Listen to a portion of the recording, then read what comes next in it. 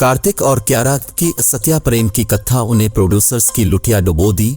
नाकदीन ने फिल्म को फ्लॉप करार दे दिया। शायकीन भी फिल्म थिएटर में देखने से गुरेज करने लगे। गैर मुल्की मीडिया रिपोर्ट्स के मुताबिक कार्तिक आर्यन और कियारा एडवानी की फिल्म बॉक्स ऑफिस पर कोई खास कमाल दिखाने में बुरी तरह नाकाम रही और अपनी रिलीज के 15 दिनों बाद भी सिर्फ 72 करोड़ रुपए ही कमा पाई।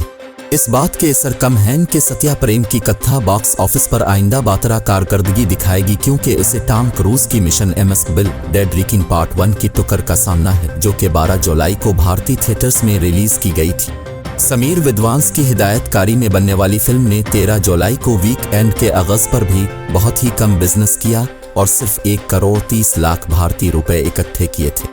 ज़राए के मुताबिक जल्द ही इस फिल्म को थिएटर से उतार दिया जाएगा। फिल्म में कार्तिक आर्यन और कियारा एडवानी भूल भुलैया 2 के बाद फिर से एक साथ जलवागर हुए थे।